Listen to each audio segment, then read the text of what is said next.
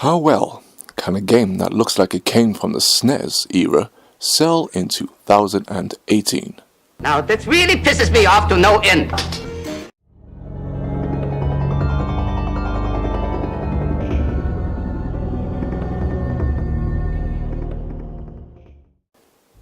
You see what 3D has done to the world, people? That push for a graphical style that seemingly renders all other graphical styles as a second or third best, or sometimes even completely laughed off and disregarded. I did a video a while back on 2D gaming and and how not only is it still relevant but should be a staple and just as widely accepted style of game, just as 3D is, because diversity. Diversity is absolutely essential in the gaming world. 3D can't achieve everything, and it shouldn't even be trying to achieve everything. Gaming is an art form that should be represented in every possible way on a regular basis. Otherwise you end up getting quotes like this, or generations of players who will scoff at the notion of such art styles and will write them off as if they are so archaic that there cannot be any chance of games like this standing up to big AAA titles and delivering a similar experience, which let's be honest, that's complete horseshit. No horseshit, Wayne. No horseshit, Jack.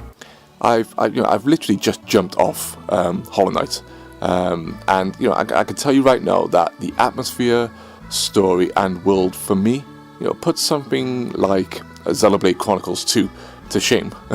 My opinion, of course.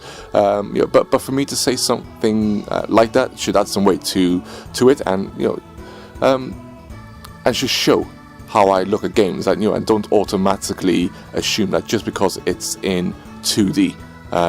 Or going for a particular type of genre, that doesn't mean it can't achieve what a full 3D world can deliver. Now, to be fair, this article is fine for the most part, at least in terms of their motives. Even if those motives aren't necessarily thrilling, but I just got irked by the first sentence, which is all kinds of wrong, because Octopath Traveler is not just a game based off the 16-bit era. It's a game based off all eras, with a design and approach crafted by years of experience and knowledge, accumulating into a style that encompasses multiple generations of games and consoles. If you, for example, look at IGN's Hollow Knight review, something I've done just now, they mention nothing of the 16-bit era or even the 8-bit era, as it's clear that this game is following the same family tree that Metroid created. They of course mention that it's a Metroidvania-like title, but the term Metroidvania didn't start to exist until Castlevania Symphony of the Night came out back in the late 90s. So already that phrase encompasses not just styles of games, but multiple generations of games and consoles. Why not say, how well can a game that looks like it was inspired from the NES era sell in 2018? In regards to Hollow Knight, because it just sounds stupid, right?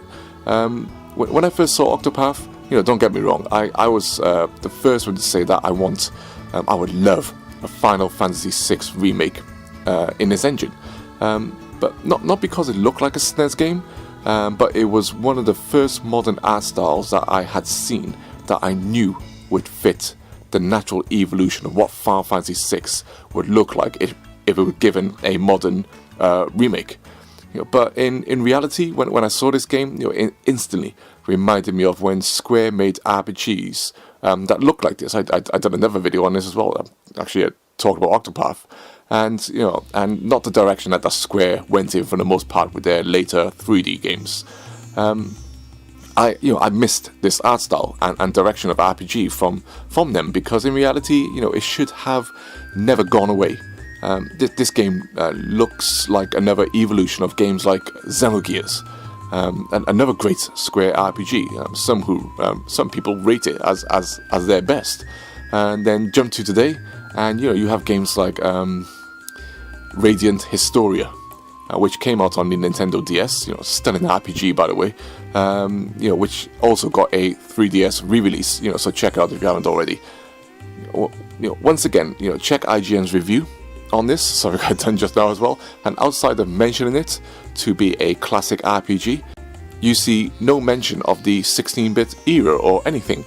You know, why does this game get a pass for looking like or playing similar to an, you know, say an old school RPG? You know, why not apply the same logic to something like Fortnite, which graphically and gameplay wise looks like it came straight out of the year 2000, you know, with games like Counter-Strike.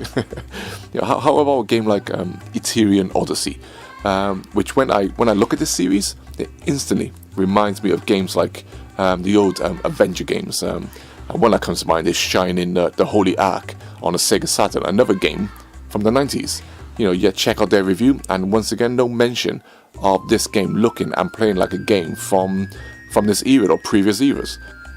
You know, before I you know, really, you know, start to go off and start going out, you know, crazy examples. You know, let's wrap this up. You know, I mentioned this in another video I done about how Doom plays.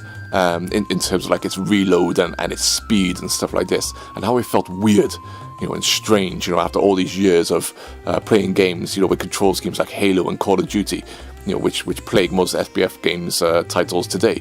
You know, it's, you know, we can't let ourselves fall into a realm where diversity is affected and a certain style, which in this case being full 3D, you know, takes control and makes us look at everything else as second best or seemingly ancient in design. Octopath Traveler looks like a modern JRPG with 3D and 2D graphics combined, you know, drawing from multiple generations of JRPGs, something that should happen in many games. You know, so how well can a game that looks like it, you know, came from the SNES era sell in 2018? You know, that question alone is just utterly flawed. You know, adds a somewhat stigma to the title and makes it sound like gamers in 2018, gamers of today, shouldn't be looking at titles that want to represent, you know, and take cues from past experiences that in essence weren't ever flawed in any meaningful way, you know, other than, you know, the game was itself was, you know, trash to begin with. Octopath Traveler looks freaking awesome, sounds freaking awesome, plays freaking awesome, and I found it vastly more appealing for myself in terms of how it looked than say something like Horizon Zero Dawn, you know, and I'm glad there are developers out there catering to gamers, you know, like me, trying to bring in new crowds and developing the styles of games that they love.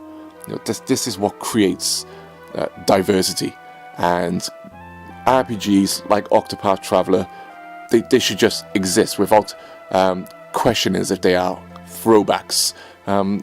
You know, that's the same with like PC games, you know, like Divinity Original Sin and stuff like that.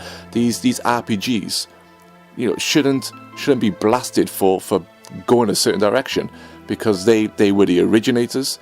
They have been built upon over years of experience, and now we get a modern take on them. Simple as that. But yeah, anyway, you know, it's a little bit of a rant here. I don't know why that small article just for some reason got to me.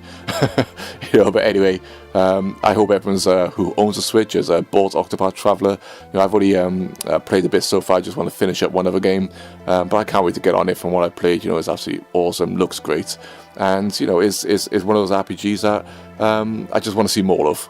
You know, I want to see great 3D RPGs. We get them with the Xenoblade and stuff like that. And I also want to see these great RPGs as well with different type of art styles. They should just be allowed to exist and be able to stand next to all the big boys on the market. Simple as that. But anyway, you know, let me know your thoughts, people, as always. And thanks for listening. Peace.